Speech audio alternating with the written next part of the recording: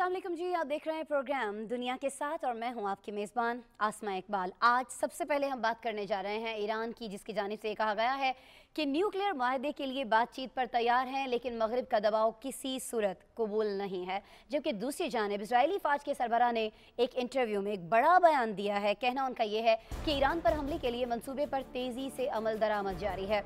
नाज़रीन, ईरान और अमेरिका के माबैन होने वाली न्यूक्लियर डील के हवाले से वियना में दोनों ममालिक के दरमियान बिलवास्ता मुज़ाकरात का सिलसिला अभी भी जारी है, लेकिन ईरानी वज़ारत ख़ारिजा के तर्जुमान सईद खतीबज़ादा का कहना है कि इन मुज़ाकरात का मकसद ईरान के मफादात और उसके लोगों के हुकूक का तहफ़्फ़ुज़ देना है, क्योंकि अमेरिका उनकी बार बार खिलाफ वर्जी का इर्तिकाब कर रहा है।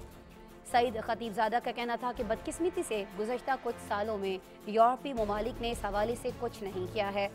नाज़रीन, वज़ारत ख़ारिजा के तर्जुमान का कहना था कि इन मुज़ाकरात की बुनियाद ईरान से पाबंदियों का खात्मा है। सईद खतीबज़ादा का ये भी कहना था कि साबिक़ अमरीकी सदर डोनाल्ड ट्रंप की सोच मुज़ाकरात में नाकामी का सबब बनेगी। 2018 में ट्रंप ने न्यूक्लियर डील से इनहराफ किया था और अमरीका के न्यूक्लियर मुआहदे से निकल जाने के बाद ईरान ने यूरेनियम की अफजूदगी की शरह में इजाफा कर दिया था। आपको बताएं कि अमेरिका और ईरान की न्यूक्लियर डील में बरतानिया, रूस, फ्रांस, चीन और जर्मनी भी शामिल थे। वियना में होने वाले बिलवास्ता मुज़ाकरात में इन तमाम ममालिक के नुमाइंदे भी शामिल हैं। नाज़रीन, रवा हफ्ते ईरान के नए सदर इब्राहिम रईसी ने अपने एक बयान में कहा है कि ईरान मुज़ाकरात के लिए तैयार है, ताहम किसी भी सूरत मगरिब का दबाव कबूल नहीं किया जाएगा। वियना में दोनों ममालिक के माबैन बिलवास्ता मुज़ाकरात के अब तक 6 दौर हो चुके हैं और ईरान में क़यादत की तब्दीली की वजह से अभी भी कुछ अरसे से ये मुज़ाकरात जो हैं अभी तो ये जारी हैं। 6 दौर इनके हो गए हैं, लेकिन पहले ये ताअत्तुल का शिकार रहे हैं। नाज़रीन, इसराइल और ईरान की दुश्मनी अब दुनिया में कोई राज नहीं रहा है और गुज़श्ता रोज़ इसराइली फ़ौज के सरबराह ने अपने एक इंटरव्यू में ये कहा कि इसराइल की जानिब से ईरान पर हमले के हवाले से मनसूबाबंदी पर तेज़ी से अमल दरामद किया जा रहा है। अब क्यों इजरायली आर्मी चीफ जो हैं उनको इतना बड़ा बयान देना पड़ा है ईरान के हवाले से, क्यों ट्रंप जो है इस डील से बाहर निकल गए थे और ये डील असल में है क्या, अब आगे क्या होने जा रहा है, इन तमाम मामलात पर बात करने के लिए हमने राबिता किया है ब्रिगेडियर रिटायर्ड फारूक हमीद खान साहब से, दिफाई तज्जियाकार हैं, उनसे इसी बारे में बात करते हैं। अस्सलाम वालेकुम ब्रिगेडियर साहब। जी वालेकुम सलाम। सर बहुत शुक्रिया, नवाजिश आपके वक्त के लिए। सर ये ज़रा ये फरमा दीजिएगा, जो पहले तो मैं चाहूँगी जो इजरायली आर्मी चीफ ने बयान दिया उस पर यकीनन हम आपसे बात करेंगे।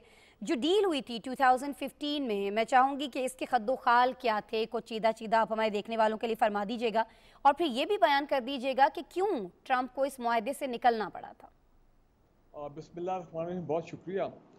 देखें, वो जो न्यूक्लियर डील हुई थी जिसमें आपने भी अभी इंट्रो में भी कहा कि सिर्फ अमेरिका नहीं, उसमें बाकी और ममालिक जो हैं वो भी, यूरोपीय ममालिक वो भी शामिल थे, वो भी को सिग्नेटरीज थे। तो मकसद यही था कि ईरान को न्यूक्लियर पावर जो है बनने से रोका जाए। तो उस वक्त भी उन्होंने उन पे ईरान पे कुछ सैंक्शंस उठाई थी, अगर आपको याद हो, और जो ईरान का न्यूक्लियर प्रोग्राम था वो एक किस्म का होल्ड पे कर दिया गया था, ख़ासकर एनरिचमेंट पॉइंट ऑफ व्यू से टू सर्टेन लेवल वो फिर ईरानी ने रोक लिया था। हालांकि इनके पास पूरी कैपेबिलिटी थी और अभी भी है। खैर अब तो उन्होंने शायद मामला जो है वो दोबारा शुरू कर दिया। लेकिन फिर वो जब डोनाल्ड ट्रंप आए और वो तमाम मामला हुए तो उन्होंने, ज़ाहिर बात है कि जो तनाज़ात हुए ईरान और अमेरिका के दरमियान, सीरिया में लड़ाई हो रही थी, इराक़ के अंदर भी ईरान का बहुत इन्फ्लुएंस है। तो इसराइल के साथ आपको पता है कि पुरानी, ये याद रखें कि इसराइल इज अमेरिकन बैक्ड और इसराइल की पुरानी ये खदशात हैं कि अगर ईरान न्यूक्लियर पावर बन जाता है तो इसराइल की सलामती को डायरेक्ट ख़तरा होगा। ये बुनियादी वजह है इसराइल और ईरान के दरमियान। और मैंने कहा कि अमेरिका इसराइल की सिक्योरिटी का ज़ामिन है, वो ज़मानत देता है। गो कि इसराइल ख़ुद भी डिक्लेयर्ड नहीं है, बट पूरी दुनिया जानती है कि इसराइल ख़ुद भी एक न्यूक्लियर पावर है। लेकिन Iran being the only Muslim country after Pakistan और गल्फ़ में जो उनके तनाज़ात चल रहे हैं इसराइल के साथ डायरेक्टली और इनडायरेक्टली, और अमेरिका के साथ, जैसे मैंने कहा सीरिया में, ईरान में, लेबनान, हिजबुल्लाह में, तो ज़ाहिर बात है वो गल्फ़ में नहीं चाहते कि ईरान जो है वो डोमिनेट करे मिलिटरीली। गो के उनके सैंक्शन है, लेकिन स्टिल ईरान ने अपनी इंडिजिनस मिलिट्री माइट को बहुत डेवलप किया है in the last few years. तो उनको मालूम है कि भाई ईरान न्यूक्लियर पावर बन गया तो डायरेक्टली वो इसराइल की सिक्योरिटी को थ्रेटन करता है। ठीक है, तो ब्रिगेडियर साहब आपने फरमाया कि खदशात क्या हैं, हाँ, क्यों हैं, किस तरह से अमेरिका की सपोर्ट हमेशा से हासिल रही है इसराइल को, ये भी किसी से कोई ढकी छुपी बात नहीं है। अच्छा सर, अब ये फरमा दीजिएगा कि आगे होने क्या जा रहा है। ईरान की जानिब से हमने हमेशा देखा कि बड़ा एक रिएक्शन एक बहुत बड़ा आता है, किसी भी बात पर वो चुप करके बैठता भी नहीं है, और जब अफजूदगी से उसको रोका गया ख़ासतौर पर इस मुआहदे से ट्रंप के निकल जाने के बाद, तो उसने इसको मज़ीद बढ़ा दिया, चाहे उसमें बरतानिया, रूस, चीन, जर्मनी, फ्रांस, दीगर जो कंट्रीज़ हैं अब वो भी इसमें ज़ामिन थी, हैं इसके अंदर मौजूद थी। सर ये फरमा दीजिएगा, अब इसराइली आर्मी चीफ़ की जानिब से जो कहा गया है कि हम बिल्कुल बहुत तेज़ी से एक हमले की मनसूबाबंदी कर रहे हैं ईरान पर, अगर ईरान अपनी इन हरकतों से बाज नहीं आता, आप क्या समझते हैं ईरान का इस पर क्या रद्द अमल सामने आ सकता है, और वो रद्द अमल जो है वो क्या जलती पे तेल का काम करेगा, या कुछ संभलता देख रहे हैं आप इन मामलात को कहीं ना कहीं? देखिए, पहली बात है कि ध्यान में रखें कि जब अमेरिका की ड्रोन स्ट्राइक हुई थी ईरानियन जनरल सुलेमानी के ख़िलाफ़ आज से 1 डेढ़ साल पहले, तो आपने नोट किया कि कैसे ईरान ने अमेरिकन बेसेस इन इराक पे ड्रोन स्ट्राइक्स किए थे। ईरान ने रिटेलिएट किया था। इसराइल को ये भी मालूम है कि अगर वो इस किस्म के कोई ऐसी मिस एडवेंचर करते हैं या हरकत करते हैं, तो it is quite possible कि ईरान will hit back, और Iran has the capability to hit back very hard, क्योंकि ईरान के पास वो लॉन्ग रेंज मिसाइल, वो तमाम कैपेबिलिटीज़ हैं कि वो ईरान को ठीक ठाक एक मिलिट्री रिस्पॉन्स जो है वो दे सकते हैं, रिटेलिएटरी स्ट्राइक्स ईरान कर सकता है। और ईरान ने अपनी indigenous missile development, long range, short range और बाकी वेपन सिस्टम में उन्होंने बहुत तरक्की की है in the last few years इसमें। और आपको पता है ईरानियन कौम का जज्बा जो है, ये नहायत ही आइडियोलॉजिकल नेशन है, इनका जो जज्बा है वो हमेशा स्काई हाई रहता है कि they ready to take on Israel के साथ, तो specially from that point of view वो इसराइल को छोड़ेंगे नहीं। लेकिन मैं समझता हूँ कि इसराइल ने पहले भी कई दफ़ा इस किस्म की धमकियाँ दी हैं कि जनाब हम ईरान पे हमला करेंगे, और लेकिन उन्होंने इम्प्लीमेंट नहीं किया। यही वजह है कि दे अंडरस्टैंड कि ईरान एक पीस ऑफ केक नहीं है, Iran is going to be no easy walk over, तो लिहाजा they have to be very careful on that. और दूसरा मैं आपको ये बता दूं कि ईरान का जो न्यूक्लियर प्रोग्राम है, ईरानियन देखिए वो बड़ी डिटर्मिन्ड नेशन है। उनको वो, जिस तरह आपने इंट्रो में कहा, उनके प्रेसिडेंट ने कहा है, जो नए प्रेसिडेंट आए, कि हम बात करने को तैयार हैं, और लेकिन ये सैंक्शन और ये मामला जो हैं ये उनको कबूल नहीं है। और वो अलग बात है कि इन्होंने सैंक्शन को बर्दाश्त किया। इस कौम की ग्रेटनेस देखें कि कितने सालों से, मैं तो अब भूल ही गया हूँ कितना अर्सा हो गया है कि जब से ईरान के ऊपर ये सैंक्शन लगी अमेरिका ने, मेडिसिन की, दवाइयों की शॉर्टेज है, इकोनॉमिक उनके क्राइसिस रहता है। सईद खतीबज़ादा का भी बयान सामने आया ना, वज़ारत ख़ारिजा के जो तर्जुमान है वहाँ ईरान में, उन्होंने भी कह दिया कि जी यूरोपियन ममालिक को जो किरदार अदा करना चाहिए था ईरान के इस मामले को लेकर, इन पाबंदियों को लेकर, उस तरह से किरदार अदा नहीं किया गया। सर एक तो इस पर तबसरा फरमा दीजिएगा। दूसरा, अभी जो रूस और चाइना के मरासिम हैं ईरान के साथ, उनको लेकर आप समझते हैं कि आलमी सियासत के इस तनाजुर को देखते हुए कि किसी न किसी तरह से कोई प्रेशर आ सकता है ईरान के साथ मामलात को लेकर अमेरिका पर? देखें, रूस के अच्छे ताल्लुकात हैं ईरान के साथ, चीन के अच्छे ताल्लुकात हैं ईरान के साथ, और ये यूरोपियन ममालिक जो हैं, ये मुझे नहीं मालूम इन्होंने कैसे कह दिया, यूरोपियन ममालिक जो हैं वो रिस्ट्रेंट की बात कर रहे हैं। वो कह रहे हैं कि नहीं, ये जो न्यूक्लियर डील है इसको ब्रेकअप मत करें। वो इनिशियली वो इस चीज़ को सपोर्ट नहीं कर रहे थे। उनको भी मालूम है कि अगर कोई ऐसे हादसाती जंग छिड़ जाती है तो उसके इफेक्ट जो हैं उनके ऊपर भी आएंगे इनडायरेक्टली, और ख़ासकर गल्फ़ के अंदर फिर आपको मालूम है कि जंग जो है वो छिड़ सकती है। एक इम्पॉर्टेंट बात इसराइल के हवाले से जो हमें नोट करनी चाहिए वो ये है, और ईरान भी इस चीज़ को समझता है, कि जब से, एक तो पहले आपको मालूम है कि चाहे टर्की हो जाए, इजिप्ट का पीस एग्रीमेंट है, जॉर्डन का इसराइल के साथ पीस एग्रीमेंट है, टर्की के डिप्लोमेटिक रिलेशंस हैं, और हाल ही में one of the important countries UAE जिसके साथ पाकिस्तान के बड़े अच्छे ताल्लुकात हैं, यूएई के भी अपना ईरान के साथ इसराइल के साथ उन्होंने अपने सफारती ताल्लुकात कायम किए हैं। और सही ख़बर ये है कि इसराइली बड़े पैमाने पर यूएई में आके वो अपना वहाँ पे एंट्रेंच कर रहे हैं अपने आप को, जो कि और ज़ाहिर बात है जब इसराइली आते यूएई में उनको एक जगह मिली है तो यकीनन वहाँ पे उनके सिक्योरिटी वाले लोग ये तमाम आपको पता है उनके बड़े टेंटिकल्स हैं, वो भी आए हैं वहाँ पे, तो वो भी खतरा बनता है ईरान की सालमियत के लिए from the intelligence point of view. बिल्कुल जी, इस लेकिन और अगर अगर कोई इस तरह की हादसाती जंग जिस तरह से आपने फरमाया ब्रिगेडियर साहब छिड़ जाती है तो न सिर्फ ईरान के लिए बल्कि दीगर ममालिक जो हैं उनके लिए भी एक खतरनाक सूरत हाल क्रिएट हो सकती है। बहरहाल जिससे जितना भी बचना चाहे बचने की कोशिश की जानी चाहिए और इसीलिए मुज़ाकरात के दौर भी हमें होते हुए दिखाई दे रहे हैं। बहरहाल ब्रिगेडियर रिटायर्ड फारूक हमीद खान साहब, आपने हमारे शो के लिए वक्त निकाला। सर बहुत शुक्रिया आपके तज्जिए के लिए, आपके वक्त के लिए।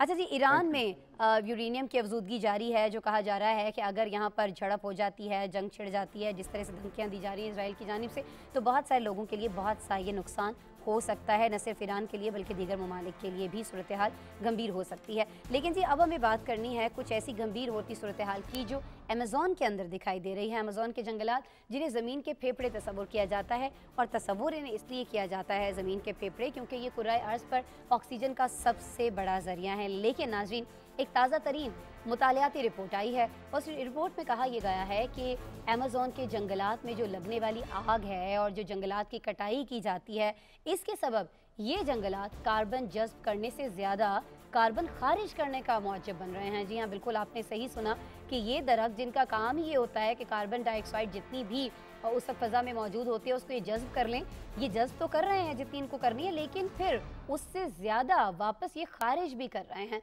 आपको पता है कि मौसमियाती तब्दीली इस वक्त दुनिया का एक सबसे बड़ा मसला बन चुका है, और जैसा कि दुनिया ग्लोबल दर्जा हरारत को 15 या मजमूई तौर पर 2 डिग्री सेंटीग्रेड पर जाने से रोकने के लिए हर मुमकिन इक़दाम कर रही है, वहीं पर कहा यह जा रहा है कि अमेज़ॉन के जो जंगलात हैं इससे पहले कार्बन को जज़्ब करने के हवाले से मुआवनत फराहम कर रहे थे, अब वहीं दरख्तों की कटाई और जंगलात में आग लगने की वजह से ये अपनी सलाहियत खो चुके हैं।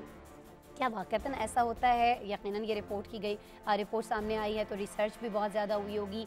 क्या रिसर्च है, किस तरह से ये अलार्मिंग है ये जो रिपोर्ट सामने आई है, इस सब पर बात करने के लिए माहिर माहौलियात मुनीर अहमद साहब वीडियो लिंक पर हमें ज्वाइन कर रहे हैं, उनसे बात करते हैं। अस्सलाम वालेकुम मुनीर साहब। वालेकुम अस्सलाम, कैसी हैं आप? मैं खैरियत से सर, बहुत शुक्रिया आपके वक्त के लिए। मुनीर अहमद साहब, कहा यह जा रहा है कि ये जो दरख्त हैं ये अब कार्बन डाइऑक्साइड को जज़्ब करने की आया सलाहियत खो चुके हैं, या फिर आग लगने से दीगर कुछ वजूहात की बिना पर ये जज़्ब तो कर रहे हैं जितनी इनको करनी चाहिए, लेकिन उसके बाद ये वापस खारिज भी कर रहे हैं। सर ये तो बड़ी अजीब अच्छा, सी इसमें मैं एक अर्ज करूं कि जज़्ब करने की सलाहियत तो ज़ाहिर है कि दरख्तों के अंदर होती है, और हर दरख्त जो है वो कार्बन डाइऑक्साइड गैस खारिज भी करता है। लेकिन असल मसला ये है कि अगर 2020 पिछले साल की जो रिपोर्ट है अगर उसको हम देखें तो 2500 बड़ी फॉरेस्ट फायर्स जो हैं वो अमेज़न के अंदर हुई, और उनमें से 75% जो थी वो ब्राज़ील के अंदर ही थी, और जिसकी वजह से 495 मिलियन टन CO2 जो कार्बन डाइऑक्साइड है वो इमिट हुई उस जो फायर थी ना आग लगने की वजह से, तो उसकी वजह से। और इसमें कोई 2.3 मिलियन जंगली जानवर जो हैं वो मारे गए, और 2.5 बिलियन दरख्त जो हैं वो इससे जलकर राख हुए।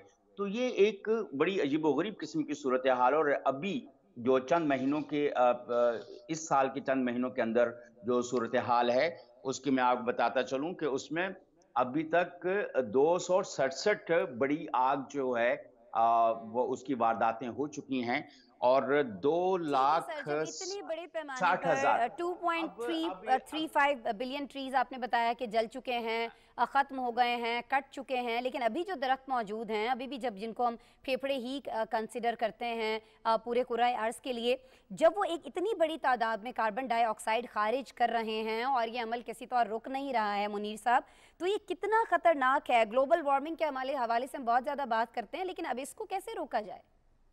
देखिए, अमेज़न को हमेशा ये कहा जाता था ये कार्बन सिंक है, और ये ग्लोबल कार्बन सिंक है, और जैसे-जैसे वहाँ पे दरख्त कट रहे हैं और ये सारी सूरत हाल ख़राब हो रही है, तो जो क्लाइमेट चेंज की हम बात कर रहे हैं, ग्लोबल वार्मिंग की जो हम बात करते हैं, तो डेफिनेटली उसके ऊपर इसके बहुत ज़्यादा ग्लोबली असरात होंगे। और हमने हमेशा देखा है कि ब्राज़ील के अंदर जो टिम्बर माफिया है, वो डिफॉरेस्टेशन में बहुत ज़्यादा रोल प्ले कर रहा है। और इस वक्त अगर आईपीसीसी की जो रिपोर्ट्स हैं उसको भी देखा जाए तो वो भी अमेज़न के ख़त्म होते हुए जो ख़त्म हो रहा है उसको एक बहुत बड़ा आलमी अलमिया करार देती है। और इसके लिए बहुत सारी तंजीमें जो हैं वो काम भी कर रही हैं, लेकिन कहीं पे अमेज़न के जंगलात की जो आग है वो काबू होती हुई नज़र नहीं आती। लेकिन इसके तो बावजूद क्या जो मुनीर बड़ी अहमद साहब, आप ये नहीं ऑर्गेनाइजेशंस हैं। समझते कि ये जितनी भी ऑर्गेनाइजेशंस काम कर रही हैं, जितने भी ममालिक काम कर रहे हैं, मिल रहे हैं, बहुत सारी बैठकें भी हुई हैं, हमने देखा है क्लाइमेट चेंजेस को लेकर, मौसमियाती तगय्युरात को लेकर, लेकिन अब हम ये देख रहे हैं कि चूंकि ये कंट्रोल नहीं हो पा रही हैं चीज़ें, हमारा कुछ लाइफस्टाइल भी ऐसा है कि हम अपने जो माहौल है उसको बहुत ज़्यादा नुकसान पहुँचा रहे हैं, सैलाब बहुत ज़्यादा आ रहे हैं, बेवक्त की बारिशें आ रही हैं, मौसम में तब्दीली आ रही है, ये सारी चीज़ें हम फेस कर रहे हैं सर। लेकिन क्या जितनी तेज़ी से ये मौसमियाती तगय्युरात आ रहे हैं उतनी तेज़ी से इक़दाम किए जा रहे हैं? आप समझते हैं नहीं समझिए हो सर? रहे, नहीं हो रहे। देखें, आप ये बात बिल्कुल सही कह रही हैं। जो हमारे सैलाब आ रहे हैं, लैंडस्लाइडिंग हो रही है, सारी चीज़ें जितनी भी आपने बातें की, ये उससे भी ज़्यादा बड़ी बातें इस वक़्त वक़ूफ़ पज़ीर हो रही हैं। बिल्कुल। लेकिन ब बुनियादी बात ये है कि जो ह्यूमन कंज़म्पशन है, वो शायद इतनी नहीं है जितनी माफ़िया की कंज़म्पशन है। तो जो बड़े-बड़े माफ़ियाज़ हैं, जैसे अमेज़न के हवाले से अगर हम ब्राज़ीलियन डिफ़ॉरेस्टेशन को अगर देखें तो उसके पीछे बहुत बड़े आपको माफियाज नजर आएंगे। ये जितनी भी आग लगती है, चीजें लगती हैं, ये वहां से शुरू होती हैं जहां पे सड़कें मौजूद हैं या जहां पर वहां पे जरी जमीन जिस इलाके में लगती है, ये अमेज़न के जंगल के अंदर जाकर नहीं लगती है। तो अब सबसे पहले तो कहीं पे जो ग्लोबल फोर्सेस हैं, जो इन्वायरमेंटलिस्ट हैं, उनको कोई जी। ऐसे इकदाम करने पड़ेंगे कि जो टिम्बर माफिया जो है वो जो इस दरख्तों के पीछे पड़ा हुआ है, अमेज़न जंगल के पीछे पड़ा हुआ है, उसकी सरकोबी करने के लिए कोई ग्लोबल फोर्स ही बनानी पड़ेगी। क्योंकि अगर हम देखें तो लैटिन अमेरिका के अंदर और इन ममालिक के अंदर जो माफियाज हैं वो बहुत स्ट्रांग हैं, वो किसी एक अपनी हुकूमत के उसमें कंट्रोल में नहीं आते। इसके लिए कोई आलमी, जैसे अभी आईयूसीएन की वर्ल्ड कंजर्वेशन कांग्रेस जो है वो फ्रांस में हो रही थी, जिसमें सारी दुनिया से लोग आए हुए थे। तो इस तरह में कहीं पे अब ये पब्लिक एडवोकेसी से काम बहुत आगे निकल गया है। मेरी और आपकी कंजम्पशन जो है वो इतनी नहीं है नेचुरल रिसोर्सेज की, जितनी माफिया की वजह से वो एक्सप्लॉइट होते हैं। तो अब अगर हम पाकिस्तान की भी बात करें तो पिछले दिनों आपने देखा होगा कि हमारे पहाड़ों के ऊपर लैंडस्लाइडिंग की क्या सूरत हाल थी।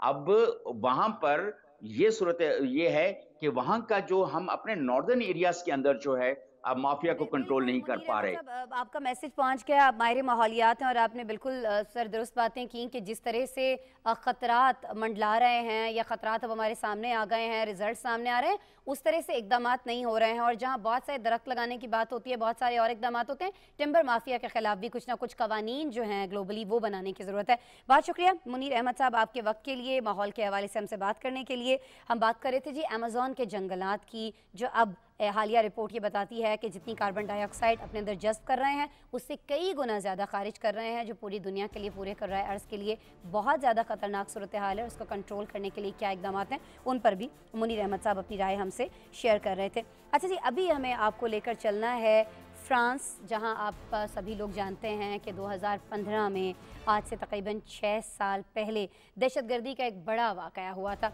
अभी आपको बताएं कि दहशतगर्दी के हवाले से अदालती तहकीकात का आगाज़ कर दिया गया है और अगले साल मई तक इसका फ़ैसला सुनाया जाएगा। म्यूज़िक कॉन्सर्ट हो रहा था जहां यह हमला किया गया और इस हमले में 130 लोग मारे गए थे और इस मुकदमे में 1800 मुद्दई और 20 मुल्जिमान भी शामिल हैं। पहले इस वाक़ये के बारे में सारा बैकग्राउंड जान लेते हैं, सारी तफसील जान लेते हैं, फिर इस पर मज़ीद बात करते हैं। फ्रांस के दारुल हुकूमत पेरिस में 13 नवंबर 2015 में होने वाले दहशतगर्दी के वाक़ये की अदालती तहकीकात का आगाज कर दिया गया है। इस हमले में 130 अफराद मारे गए थे। आज से शुरू होने वाली अदालती तहकीकात मई 2022 तक जारी रहेंगी। पेरिस में यह हमला 10 लोगों ने किया था, जिनमें से एक मुलजिम जिंदा है। सलाह अब्दुल सलाम नामी हमलावर को पुलिस ने जिंदा गिरफ्तार कर लिया था। फ्रांस की तारीख के बदतरीन दहशतगर्दी के वाक़े में 1000 से ज्यादा लोग जख्मी हुए थे। पेरिस में ये हमला म्यूजिक हॉल में एक तकरीब के दौरान किया गया था और दाइश ने इस हमले की जिम्मेदारी कबूल की थी। हमला आवरों में से वाहिद बच जाने वाले 31 साल अब्दुल सलाम को 2016 में बेल्जियम से गिरफ्तार किया गया था। इब्तदाई तहकीक के मुताबिक अब्दुल सलाम ने हमलावरों के लिए रिहाइश, लॉजिस्टिक्स, हथियारों की फराहमी और ट्रांसपोर्ट का इंतजाम किया और खुद भी हमले में शामिल हुआ। पेरिस हमले के मुलजिम सलाह अब्दुल सलाम के हवाले से एक किताब लिखी गई है जिसका उन्वान ब्रिंग ऑफ डेथ है। उसकी मुसन्निफा इटी मंसूर का कहना है कि इस मुलजिम के जिंदा बच जाने की वाहिद वजह यह है कि अब्दुल सलाम ने हमले के आखिरी वक्त में खुद को बम से नहीं उड़ाया। ताहम इससे कुछ फर्क नहीं पड़ता क्योंकि उसने हमला आवरों का मुकम्मल साथ दिया और इस हमले में अपना पूरा किरदार निभाया। पेरिस हमले में मुलव्विस अब्दुल सलाम के अलावा 13 और भी मशकूक अफराद हैं, जिनमें से 10 जेल में हैं। उन्हें भी अदालत में पेश किया जाएगा। पेरिस हमले के अक्सरियत मुलजिम मारे जा चुके हैं। इस मुकदमे में 1800 मुद्दई और 20 मुलजिम हैं। फ्रांस में इन तहकीकात को तारीखी लम्हा करार दिया जा रहा है। इन अदालती तहकीकात में हमले की सारी छानबीन, इसके महरकात, शामिल मुल्ज़मान और सहूलतकारों के किरदार का तयन किया जाएगा। इन तहकीकात का फैसला अगले साल मई में सुनाया जाएगा। बिल्कुल जी, 2015 में ये हमले होते हैं। सलाह अब्दुल सलाम को इसमें ज़िंदा गिरफ्तार कर लिया जाता है। बाकी जो हमला आवर हैं वो ख़ुद को उड़ा लेते हैं। जो चीज़ें भी उन्होंने अपने अपने जिस्मों से बांध रखी थी उनकी मदद से लोगों पर ये अंधाधुंध गोलियां बरसाते हैं। किसी का कोई फ़र्क नहीं करते हैं, कहाँ बच्चे हैं, कहाँ ख़ातीन हैं, कहाँ मर्द हैं, सबको निशाना बनाया जाता है। बहुत से लोग जो हैं वो अपनी ज़िंदगियाँ इसमें गंवा देते हैं और अब 6 साल के बाद ये खबर आ रही है कि इसमें मज़ीद कुछ पेशरफ इस केस के हवाले से होने जा रही है। इसी केस पर बात करने के लिए सीनियर सहाफ़ी, सीनियर तज्ज़ियाकार यूनुस खान साहब हमें पेरिस से ज्वाइन कर रहे हैं। उन्हें वेलकम करते हैं। अस्सलाम वालेकुम यूनुस खान साहब। जी वालेकुम सलाम आसमा, कैसे हैं? ठीक ठाक जी अल्हम्दुलिल्लाह। यूनुस खान, आप हमारे साथ मौजूद हैं, पेरिस में ही हैं। जब ये अटैक हुआ था 2015 में, तब भी मैंने आपसे एक और चैनल पर इसकी डिटेल्स ली थी। उस वक्त भी आपके भी इल्म में था, सलाह अब्दुल सलाम के हवाले से बातें हो रही थी। बहुत सारी और चीज़ें, जब दाइश ने इसकी ज़िम्मेदारी कबूल कर ली, ये चीज़ें भी हमारे सामने हैं। मास्टरमाइंड कौन है ये भी पता चल चुका है। फिर क्या वजह है कि 6 साल गुजर जाने के बावजूद अभी तक आज भी हम ये सुन रहे हैं कि जी अभी भी मामला जो है वो अदालत में मौजूद है? देखिए, हम इसको एक एस्पेक्ट में लेना चाहिए। ये जो हमला हुआ था ये दूसरी जंग अजीम के बाद फ्रांस की सरजमीन पे सबसे बड़ा हमला था, जिसमें 131 अफराद हलाक और 350 अफराद जो थे वो जख्मी हुए थे। 6 साल से इसकी तहकीकात जारी थी। 6 साल के इख्तिताम पर अब ये है कि उनकी जो तहकीकात है वो उसका अमल ख़त्म हो गया है और अब यहाँ पे जो प्रोसिक्यूटर है, यहाँ पे 1800 मदई हैं इस केस के और 350 से ज़ायद वकील हैं, वकला हैं जो इसकी पैरवी कर रहे हैं। तो अब वहाँ पे ये जो 1800 जो मुद्दई हैं ये अपने बयानात कलमबंद करेंगे। जो तफ्तीश का अमल था वो मुकम्मल हो गया और ये सिर्फ इसकी जो तफ्तीश थी वो सिर्फ फ्रांस में नहीं हुई है, बल्कि फ्रांस से बाहर के जो दूसरे ममालिक है उसमें भी इसकी तफ्तीश हुई थी। जो साले का ना जो नाम आ रहा है वो बेल्जियम शहरी था जो कि मुस्लिम था और वो वाहिद अभी हमलावरों में था जो कि अब तक वो जो कि जिंदा है और वहाँ उसको आज भी पेश किया गया है काले लिबास में, काला मास्क पहनाकर। और यहाँ पे जो अदालत है वहाँ पे 550 अफराद की गुंजाइश थी। तो ये जो है ये फ्रांस की तारीख का सबसे पेचीदा और सबसे बड़ा मुकदमा था, इसलिए 5 साल इसमें तफ्तीश में लगे हैं चूँकि बैनुल-अक़वामी सतह पर इसकी तफ्तीश होनी थी। और इसके अलावा अब 9 महीने इसको मज़ीद लगेंगे क्योंकि हज़ारों फाइल हैं जो कि इसको जज जो है वो देखेगा भी और 1800 जो मुद्दई है उनकी भी जो है बात सुनी जाएगी। ज़ाहिर बयानात होंगे, 1800 मुद्दई हैं, 20 मुल्ज़िमान हैं, हज़ारों फ़ाइलें हैं जिनका जजिस को जायज़ा लेना है। अच्छा, आप हमारे साथ यूनुस मौजूद हैं। एक बार फिर से मैं आपको बहुत थैंक्स बोलना चाहूँगी क्योंकि मुझे अभी मेरे प्रोड्यूसर ने बताया कि आप कहीं ट्रैवल कर रहे थे और रास्ते में आपको रोक के आपसे हमने कहा है कि जी आप हमारे लिए थोड़ा टाइम निकालें। बहुत इनायत इसके लिए आपकी।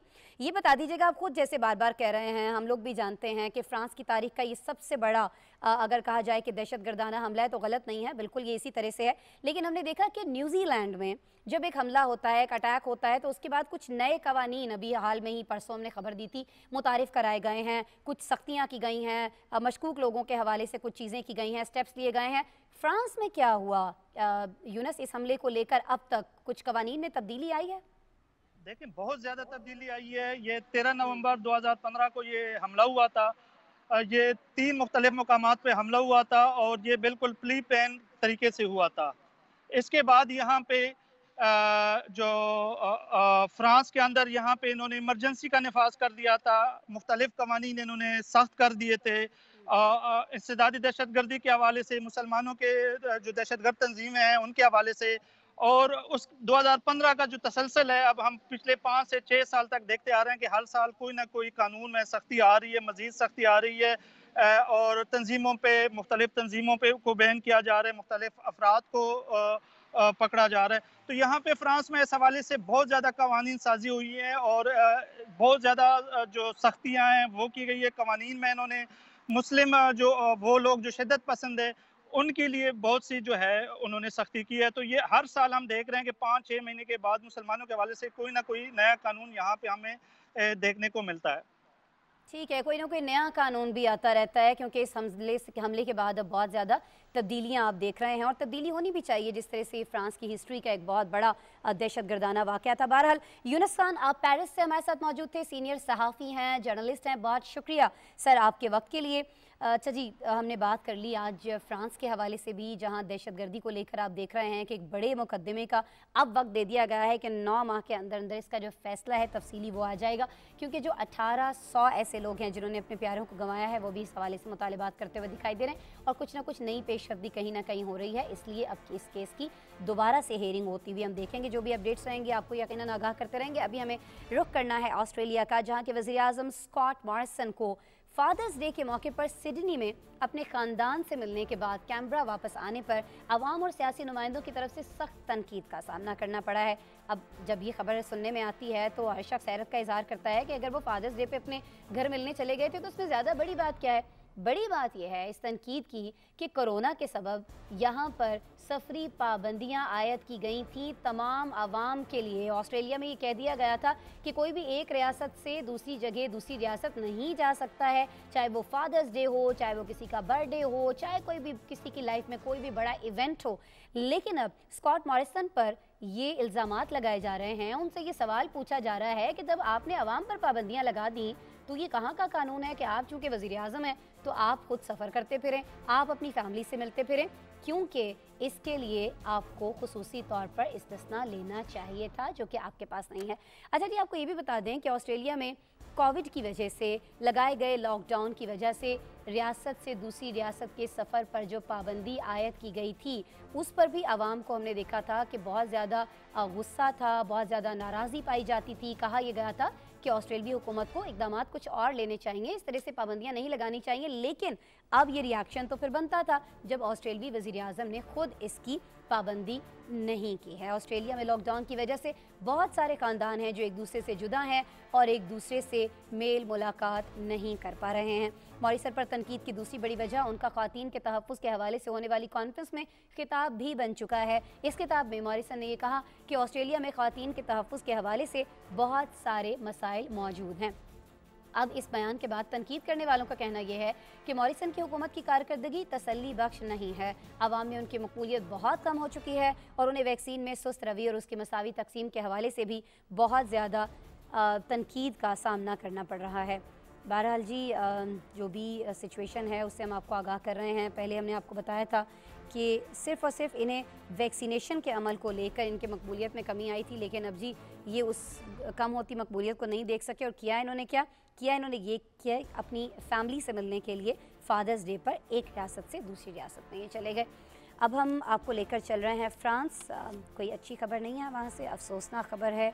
और ये खबर है कि अपने वक्त के जो आलमी शहरत याफ्ता फ़ुटबॉलर रहे हैं जॉन पेरे एडम, वो 40 साल तक कोमा में ज़िंदा रहने के बाद 73 बरस की उम्र में इंतकाल कर गए हैं। एडम्स घुटने की सर्जरी के लिए बेहोशी की दी जाने वाली दवा की ज़्यादा मकदार के सबब दोबारा कभी होश में नहीं आए। उनके साथ ये हादसा 1982 में पेश आया था। इनके घुटने की सर्जरी थी, एनेस्थीसिया जिस शख्स ने देना था वो एक्सपर्ट नहीं था। हॉस्पिटल को ये सारी सूरत हाल मौजूद थी, लेकिन फिर भी उसकी ड्यूटी लगाई गई और उसके बाद इस एक ग्रेट प्लेयर को 40 साल तक बिस्तर पर गुजारना पड़े कोमा की हालत में। क्या डिटेल्स हैं, रिपोर्ट दिखाते हैं आपको। वो इस मौके पर उनके अहले खाना और दोस्तों को अपनी जानिब से दिली ताज़ियत भेज रहे हैं। जिस दिन एडम्स के घुटने में एक जख्मी टेंडम को हटाने के लिए ऑपरेशन किया जाना था, जो कि एक ट्रेनिंग के दौरान उन्हें चोट लगने के दौरान पेश आया था, लेन के अस्पताल का काफी अमला उस दिन हड़ताल पर था। उसके बावजूद भी डॉक्टर्स ने बजक वक्त 8 मरीजों को बेहोश किया, जिनमें एडम भी शामिल थे, और ऑपरेशन शुरू कर दिया। जिस डॉक्टर ने उन्हें बेहोश किया, उसने बाद में बताया कि वो इस काम का अहल भी नहीं था। ऑपरेशन से पहले डॉक्टर से कुछ ऐसी गलतियां हुईं जिनकी वजह से एडम्स को दिल का दौरा पड़ा और खून रुकने की वजह से दिमाग को नाकाबिले तलाफी नुकसान पहुंचा। एडम्स को इस ऑपरेशन के 15 माह बाद अस्पताल से फारिग कर दिया गया था। तब से उनकी बीवी बर्नाडेट निम्स में उनकी देखभाल कर रही थी। इन 4 दहाइयों में वो एडम्स का इतना ख्याल रखती थीं कि तकरीबन रोजाना उनके कपड़े बदलती, उनका खाना तैयार करती और हर त्योहार या खुसूसी मौके पर उनके लिए तोहफे लाती थीं। ताहम उनकी देखभाल पर मामूर नर्सों का कहना है कि जब बर्नाडेट 1-2 रोज के लिए कहीं गई होती थीं तो एडम्स का मूड बदला बदला सा महसूस होता था। उस खिलाड़ी की खेल की सलाहियतों को जर्मनी के मारूफ खिलाड़ी फ्रांस बेकनबोर्ड ने बहुत आला करार दिया था। एडवर्ड्स लिखते हैं कि मैं सन 2016 में जनूबी फ्रांस में एडम्स के घर गया था, जहां बर्नाडेट ने बताया था कि अस्पताल ने इस हादसे पर कभी माफी नहीं मांगी। वो हर रोज इस हादसे के बारे में सोचती थी। हर रोज़ वो इस हादसे के बारे में सोचती थीं, बिस्तर पर अपने हस्बैंड जो है उनकी खिदमत किया करती थी, और आज उनके हस्बैंड जो हैं एक ग्रेट प्लेयर जो हैं इस दुनिया से चले गए हैं। एक छोटी सी गलती की वजह से उन्हें अपनी तमाम ज़िंदगी जो है 40 साल तकरीबन वो बिस्तर पर गुजारना पड़े। इस तरह की बहुत सारी गलतियां बहुत सारी जगहों पर हो रही होती हैं। बाज़ औक़ात इंसान को पता भी नहीं चलता, अस्पताल का अमला कुछ और कह के फैमिली को किसी न किसी हद तक मुतमईन कर देता है। लेकिन एडम के केस में ऐसा नहीं हुआ। अस्पताल की गलती तो सबको पता चल गई, लेकिन अस्पताल ने इस गलती को कभी तस्लीम नहीं किया, तो माफ़ी मांगना तो बड़ी दूर की बात थी। बहरहाल जी, कनाडा आपको लेकर चलते हैं, जहाँ आप जानते हैं कि अगले हफ्ते आम इंतखाबात होने जा रहे हैं, और इसी मुहिम के दौरान कनाडा के वज़ीर आज़म जस्टिन ट्रूडो पर पत्थर फेंके गए हैं। आपको बताएं कि माहिरीन का ख्याल ये है कि जस्टिन ट्रूडो पर हमला सियासतदानों के खिलाफ बढ़ने वाली नफरत और तशद्दुद का अक्कास है। जस्टिन ट्रूडो, जिनके बारे में आप जानते हैं बहुत सारे सर्वेज ऐसे आते थे कि ये न सिर्फ कनाडा में जहाँ के वज़ीर आज़म हैं, जहाँ के ये प्राइम मिनिस्टर हैं, वहाँ पर ये फेमस हैं, बल्कि तो पूरी दुनिया में ही फेमस थे। इनके बहुत सारे फैंस पाए जाते हैं जी बहुत दुनिया के अंदर। लेकिन आज उस वक्त ये मुश्किल में फंस गए जब वो अपनी इंतखाबी मुहिम के सिलसिले में रोंटारियो सूबे का दौरा कर रहे थे। इस मौके पर कोरोना वायरस से मुतालिक पाबंदियों और वैक्सीन के हवाले से इकदाम के मुखालिफ अफराद ने ट्रूडो पर कंकरियाँ उछालना शुरू कर दी। सोशल मीडिया पर सामने आने वाले ये मनाजिर, इनमें आप देख सकते हैं कि ट्रूडो की अपनी मुहिम बस में सवार होते वक्त उन पर मुतादिद छोटी अशिया फेंकी गई, जिनमें छोटे छोटे पत्थर भी शामिल थे। यानी हम ये कह सकते हैं कि उस वक्त जिस शख्स के पास जो चीज़ थी उन्होंने ट्रूडो की जानिब उछाल दी। अच्छा, ट्रूडो पर ये पथराव हुआ क्यों है, किन अफराद ने किया है? जिन अफराद ने ये पथराव किया है उनका कहना ये है कि कोविड वायरस जो है उसके खिलाफ वैक्सीनेशन की जो पॉलिसी है जो ट्रूडो ने अपनाई है वो पॉलिसी कोई बेहतर पॉलिसी नहीं है। वो कुछ ना कुछ बेहतर इकदाम इस हवाले से कर सकते थे। नाज़रीन, अमेरिकी अखबार वाशिंगटन पोस्ट के मुताबिक ट्रूडो ने सहाफ़ियों से गुफ्तगू की और बताया कि उन्हें कोई नुकसान नहीं पहुंचा है। कैनेडियन वज़ीर आज़म का कहना था कि वह छोटी सी कंकरियाँ थीं और ये कोई संगीन बात नहीं है। लेकिन हमें ये लगता है कि ट्रूडो को इस पर बहुत ज़्यादा सोच विचार करने की ज़रूरत है, इसको सीरियस लेने की ज़रूरत है। और ये हम आपको उस पहले मुबाहिसे के मनाजिर दिखा रहे हैं। इस मुबाहिसे में भी ट्रूडो को हिज़्ब इख्तिलाफ़ की जानिब से बहुत ज़्यादा तनकीद का सामना करना पड़ा था। अब बहुत सारी जगहों पर जहाँ ये लाइव नशर किया गया, आवाम की राय भी ट्रूडो के हवाले से बहुत ज़्यादा तब्दील हुई है और उनकी मकबूलियत जो है वो तो हम आपको बता ही रहे हैं कि बहुत ज़्यादा नीचे आ चुकी है।